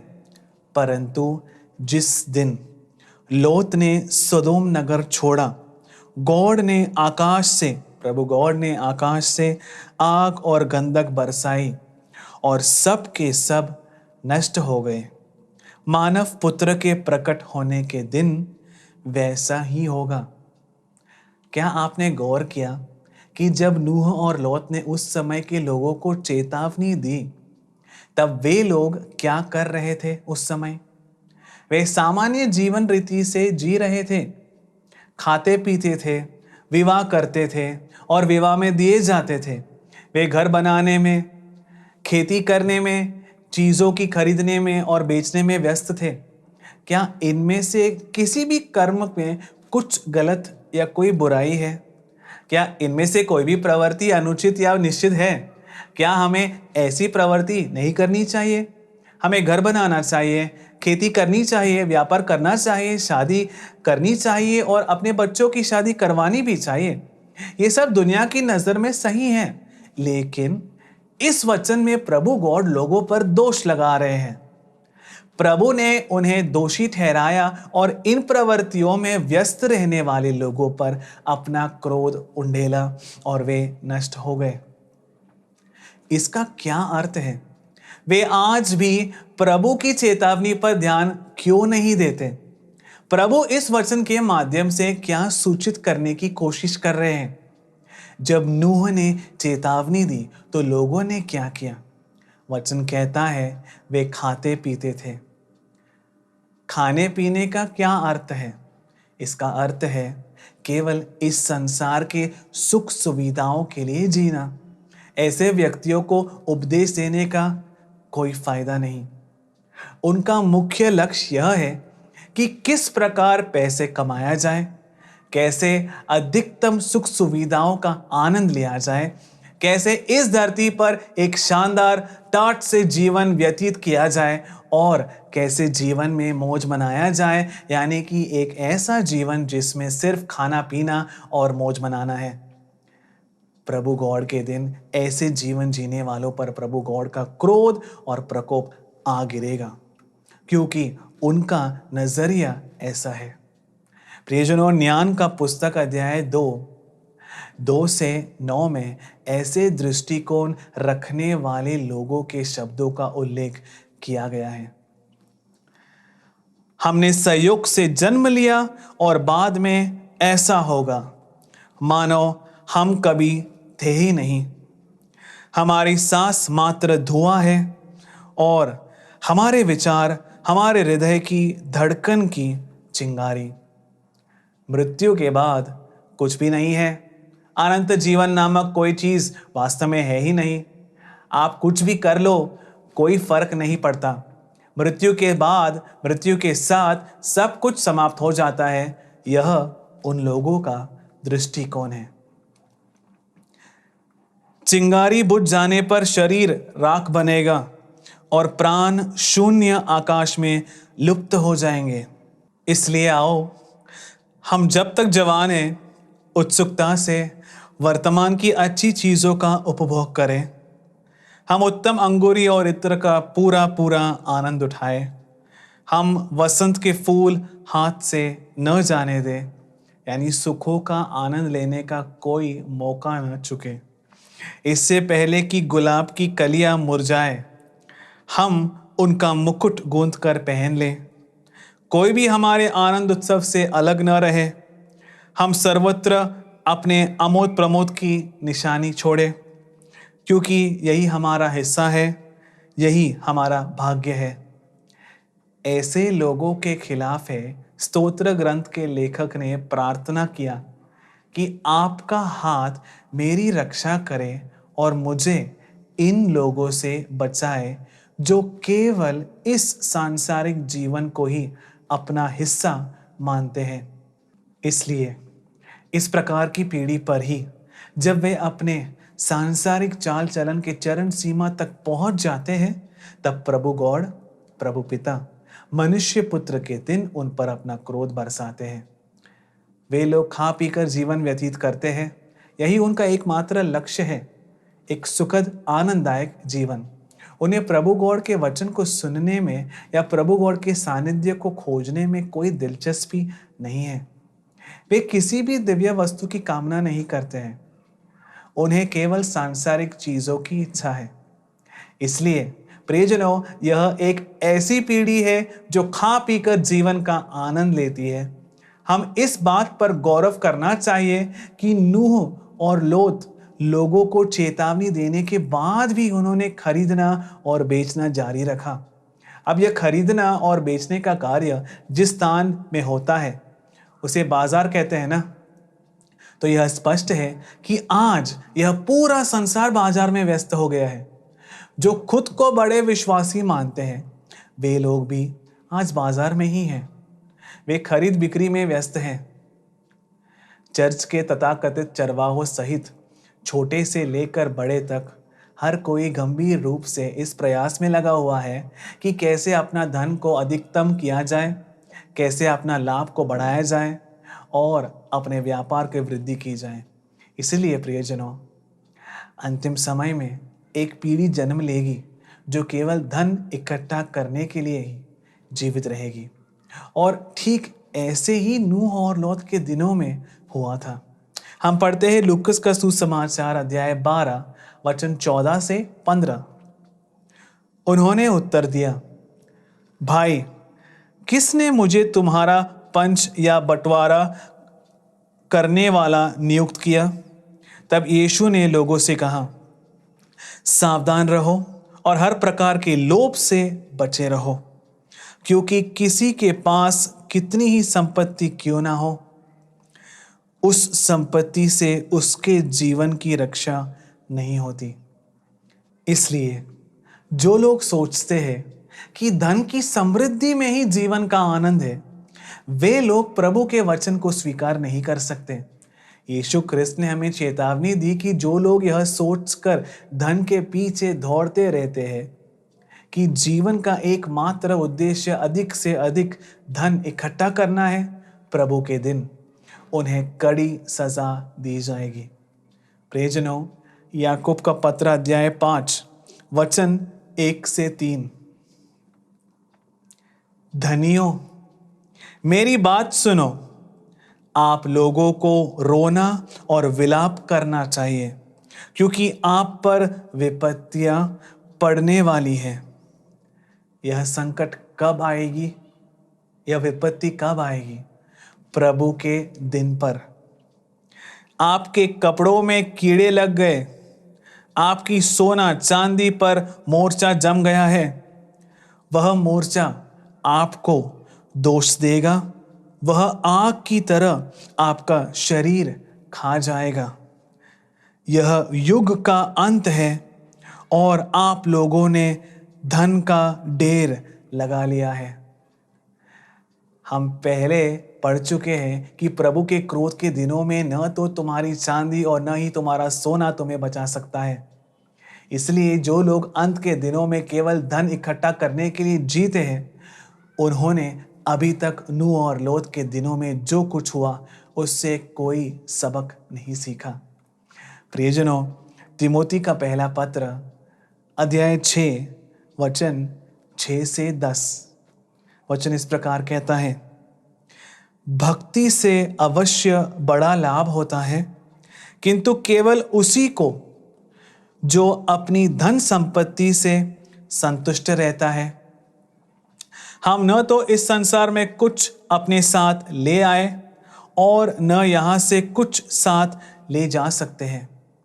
फिर भी जीवन भर खाने पीने के लिए परिश्रम करने से क्या लाभ? यदि हमारे पास भोजन वस्त्र है तो हमें इससे संतुष्ट रहना चाहिए। जो लोग धन बटोरना चाहते हैं वे प्रलोभन और फंदे में पड़ जाते हैं और ऐसी मूर्खता पूर्ण तथा हानिकार वासनाओं के शिकार बनते हैं जो मनुष्यों को पतन और विनाश के गर्त में ढकेल देती है। क्योंकि धन का लालच सभी बुराइयों की जड़ है। इसी लालच में पड़कर कई लोग विश्वास के मार्ग से भटक गए और उन्होंने बहुत सी यंत्रणाएं झेली। लोत और नूह के दिनों में इसी कारण से उन्होंने व्यापार करना जारी रखा। वे खेतों और दाखबारियों का रोपण और खरीदने बेचने में व्यस्त थे। ये सारे काम दुनिया की नजर में सही थे और तब तक जरूरी थे, लेकिन जब प्रभु का दिन आता है, जब प्रभु गॉड चेतावनी देते हैं, तब किसी को भी इन गतिविधियों में लीन नहीं होना चाहिए, बल्कि उन्हें प्रभु द्वारा तैयार की गई मुक्ति को प्राप्त करने के लिए खुद को तैयार करना चाहिए और इस तरह गॉड के क्रोध से बचने का प्रयास करना चाहिए। और क्योंकि लोत और नूह के दिनों में उस समय के लोगों ने ऐसा नहीं किया, इसीलिए उन्हें दंड दिया गया। खरीदने, बेचने, रोपने या खेती करने, शादी ब्याह करने या करवाने, इनमें से किसी भी प्रवृत्ति को प्रभु बुराई के रूप में नहीं देखते हैं। लेकिन जब प्रभु चेतावनी देते हैं तो हमें इन कार्यों में व्यस्त नहीं रहना चाहिए। प्रियजनों, यह वाक्य स्वयं प्रभु ने ही अंत के समय में विवाह करने और करवाने के बारे में कहे हैं। हम पढ़ते हैं कुरिन्थियों के नाम पहला पत्र अध्याय 7 29 से 31। भाइयों, मैं आप लोगों से यह कहता हूं, समय थोड़ा ही रह गया है। कब समय थोड़ा ही रह गया? जब प्रभु का दिन निकट आता है। 2000 साल पहले की बात नहीं है जब पौलुस ने इसे लिखा था। यह उस समय के लोगों के लिए नहीं लिखा गया था। ये पौलुस के शब्द नहीं है, बल्कि ये प्रभु गॉड के परिशुद्ध आत्मा के शब्द है। अब से जो विवाहित है वे इस तरह रहे मानो विवाहित नहीं हो। जो रोते हैं मानो रोते नहीं हो। जो आनंद मनाते हैं मानो आनंद नहीं मनाते हो। जो खरीद लेते हैं मानो उनके पास कुछ नहीं हो। जो इस दुनिया की चीज़ों का उपभोग करते हैं मानो उनका उपभोग नहीं करते हो। कब के बारे में लिखा है? जब निश्चित समय निकट आ जाता है, क्योंकि जो दुनिया हम देखते हैं वह समाप्त हो जाती है, यानी कि अंतिम दिनों में। अतः जब इस संसार की शैली अंतिम समय में बदलने लगता है तो हमें ऐसे कार्यों में लीन होनी चाहिए। उसके बजाय हमें प्रभु द्वारा तैयार की गई मुक्ति को हासिल करने के लिए, प्रभु गॉड की दैविक मुक्ति को हासिल करने के लिए अपना कार्य करना चाहिए। हमें सभी प्रकार की बुराई से मुड़कर पश्चाताप करना चाहिए। प्रभु के क्रोध से बचने के लिए प्रभु गॉड की परिशुद्धि में भागीदार बनना चाहिए। जो लोग दैविक मुक्ति पाना चाहते हैं उन्हें अवश्य ही इन कार्यों में व्यस्त होना चाहिए। लूकस का सुसमाचार अध्याय 21 वचन 31।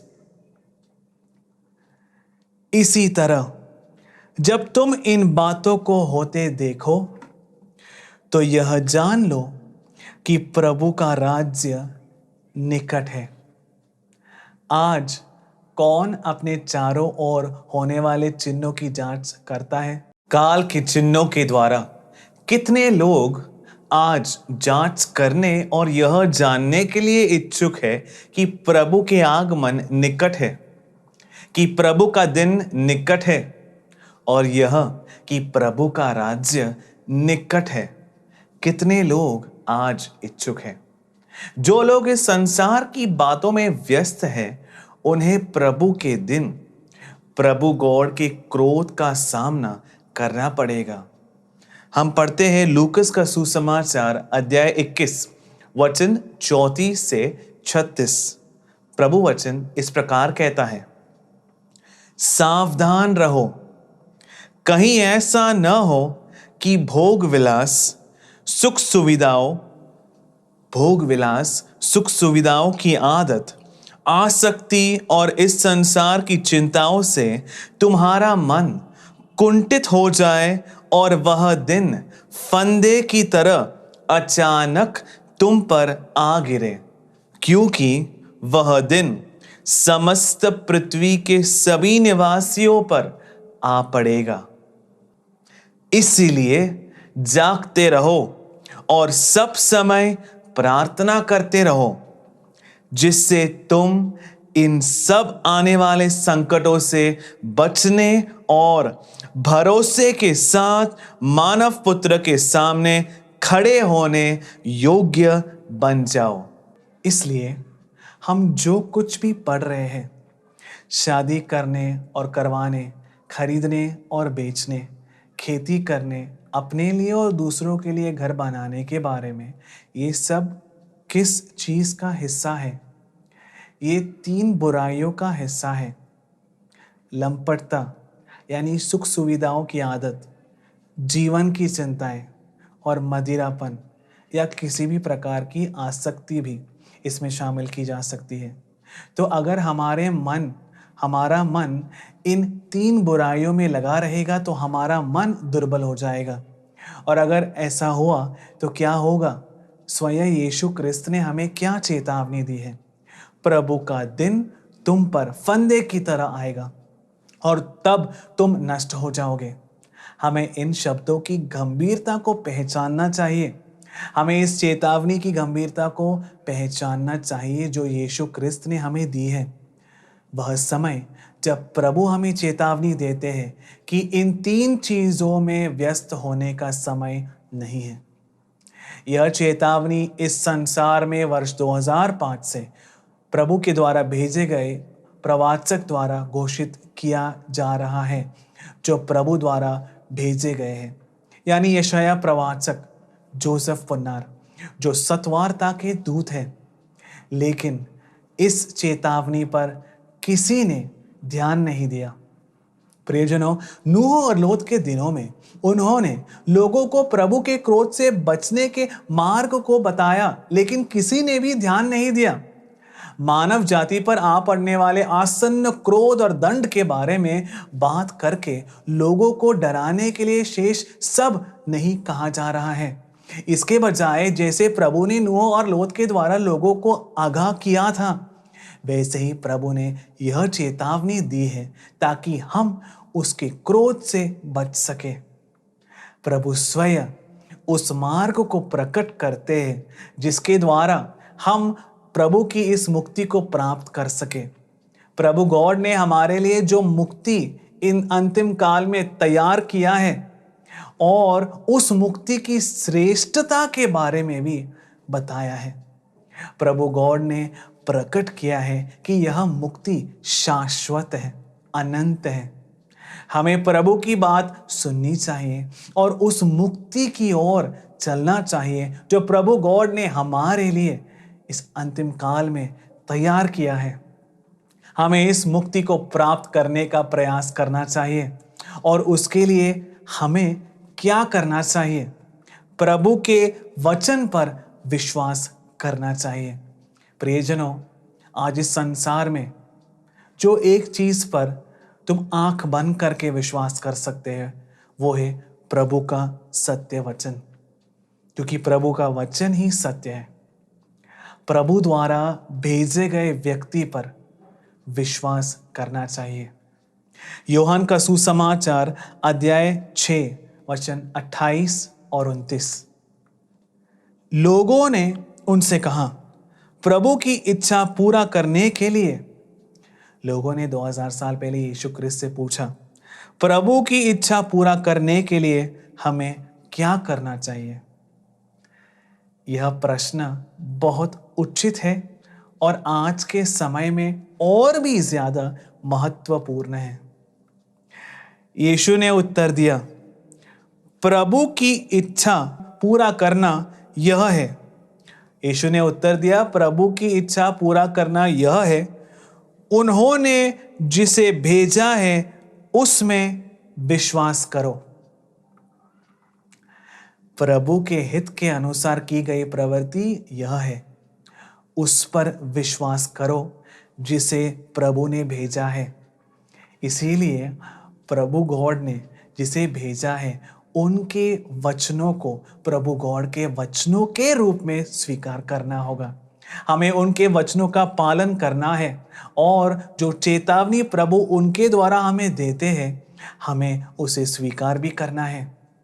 इसलिए प्रियजनों, सत्वार्ता के दूत जो हमें सचेत करने आए थे, उन्होंने एक वैभवपूर्ण मुक्ति के बारे में प्रचार किया है। पतरस का पहला पत्र अध्याय 1 वचन 5।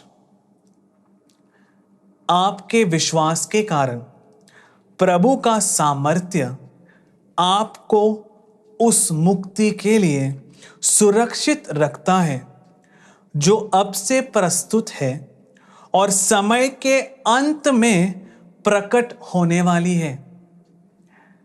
नूह और लौत के दिनों में उन्होंने सिर्फ दंड के बारे में नहीं बल्कि मुक्ति के बारे में भी प्रचार किया। उस समय के लोगों को दंड देने से पहले जिन्हें बचाया जाना था, उन लोगों को प्रभु ने सुरक्षित रूप से अलग किया और उनकी सुरक्षा की।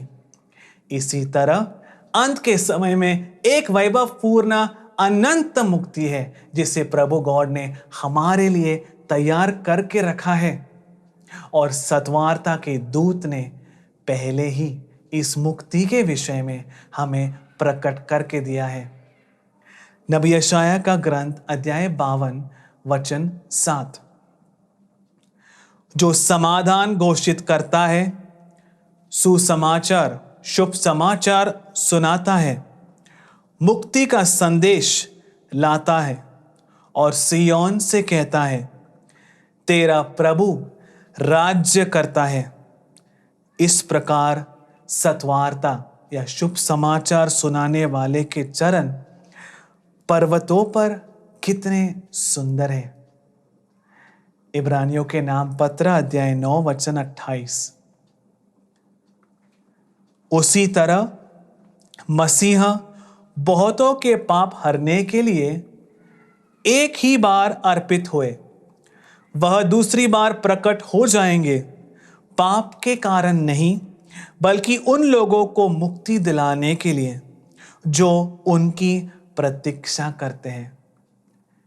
तो यीशु क्रिस्त शरीर धारण करके फिर से इस पृथ्वी पर आए हैं। देखो, वह हमें यह मुक्ति प्रदान करने के लिए हमारे मध्य प्रकट होंगे। इससे पहले कि प्रभु का क्रोध दुष्टों पर आ गिरे, हमें मुक्ति देने के लिए प्रभु के प्रिय पुत्र एम्परर इमैनुएल हमारे मुक्तिदाता के रूप में प्रकट होने वाले हैं। यही वह खुशखबरी है, शुभ समाचार है या सत्वार्ता है जो प्रभु गॉड के दूत जोसेफ फन्नार ने हमें घोषित किया है। तो जो हमें चेतावनी देने के लिए भेजा गया है, उसने हमें इस दैविक मुक्ति के बारे में भी बड़े गंभीरता से सूचित किया है। प्रियजनों, इब्रानियों के नाम पत्र अध्याय 2 वचन 2 से 3। यदि स्वर्गदूतों द्वारा दिए हुए संदेश का इतना महत्व था कि उसके प्रत्येक अतिक्रमण अथवा तिरस्कार को उचित दंड मिला, तो हम कैसे बच सकेंगे यदि हम उस महान मुक्ति का तिरस्कार करेंगे जिसकी घोषणा पहले पहल प्रभु द्वारा जिन लोगों ने प्रभु को सुना, उन्होंने उनके संदेश को हमारे लिए प्रमाणित किया। प्रभु गॉड के इस वचन को ध्यान से सुनिए। नूह और लोत के दिनों में संदेश स्पष्ट रूप से प्रभु के चुने हुए लोगों के द्वारा घोषित किया गया था। दोनों ही परिस्थितियों में जिन लोगों ने चेतावनी पर ध्यान देने से इनकार कर दिया, उन लोगों को उनके अवहेलना के लिए उचित दंड मिला। लेकिन यह इतनी बड़ी मुक्ति, कौन सी मुक्ति जिसके बारे में यहां वर्णन किया गया है? यह एक ऐसी मुक्ति जिसे प्रभु पिता ने अंतिम समय में प्रकट करने के लिए तैयार रखा गया है, जिसे सुसमाचार के दूत द्वारा प्रघोषित किया गया। यह वह मुक्ति है जो प्रभु के प्रिय पुत्र एम्परर इमैनुएल इस धरती पर फिर से आए हैं हमें देने के लिए। यदि हम इतनी श्रेष्ठ मुक्ति की उपेक्षा करेंगे तो हम दंड आज्ञा से कैसे बचेंगे? इसलिए प्रियजनों, हमें इस विषय में बहुत सतर्क रहना चाहिए। प्रियजनों, इब्रानियों के नाम पत्र अध्याय 12 वचन 25 में प्रभु गॉड की आत्मा इस प्रकार कहते हैं, आप लोग सावधान रहे, आप बोलने वाले की बात सुनना अस्वीकार न करें, जिन लोगों ने पृथ्वी पर चेतावनी देने वाले की वाणी को अनसुना कर दिया था। यदि वे नहीं बच सके तो हम कैसे बच सकेंगे यदि हम स्वर्ग से चेतावनी देने वाले की वाणी अनसुनी कर देंगे? हमें इस प्रभु वचन को हमेशा ध्यान में रखना चाहिए। प्रवक्ता ग्रंथ अध्याय 15 वचन 15 से 17, हिंदी बाइबल में ये 16 से 18 होगा, इंग्लिश बाइबल में यह वचन 15 से 17। यदि तुम चाहते हो तो आज्ञाओं का पालन कर सकते हो। प्रभु के प्रति ईमानदार रहना तुम्हारी इच्छा पर निर्भर है। उन्होंने तुम्हारे सामने अग्नि और जल दोनों रख दिए, हाथ बढ़ाकर उनमें एक का चुनाव करें। मनुष्य के सामने जीवन और मरण दोनों रखे हुए हैं, जिसे मनुष्य चुनता वही उसे मिलता है। इसलिए प्रभु ने अपने दूत प्रवाचक यशाया जोसेफ पुन्नार को हमें उस चेतावनी के बारे में याद दिलाने के लिए भेजा जो यीशु क्रिस्त ने हमें दी थी। उसने हमें सही समय पर आगाह किया है। उसने सत्य की साक्ष्य दी है। लेकिन इस संदेश को स्वीकार या अस्वीकार करना हर एक की अपनी जिम्मेदारी और इच्छा की स्वतंत्रता पर निर्भर है। प्रभु ने इस व्यक्तिगत स्वतंत्रता में दखलंदाजी नहीं कभी की है और कभी करेंगे भी नहीं। इसलिए हम में से हर एक को प्रभु के वचन को सुनने, उसका पालन करने और पूर्ण स्वतंत्रता के साथ उसके अनुसार कार्य करने का अनुग्रह प्राप्त हो। मैं प्रभु के नाम से प्रार्थना करता हूं कि प्रभु के हर बच्चे को इन चेतावनियों को स्वीकार करने के लिए सक्षम करे जो आपको और मुझे प्रभु के दूत द्वारा दिया गया है, ताकि हमें इस संसार पर गिरने वाले क्रोध से बचाया जा सके और उस अमूल्य मुक्ति को प्राप्त करने में सहायता करें जिसे प्रभु पिता ने हमारे लिए तैयार किया है। मैं प्रभु से प्रार्थना करता हूं कि वह अपनी दया को हम पर बरसाए और इस संदेश को स्वीकार करने के लिए अपने हर एक बच्चों के हृदयों को खोले। सारी महिमा, आधिपत्य, स्तुति और आराधना सर्वशक्तिमान के अति परिशुद्ध और भीतिदायक नाम को हो। आमीन।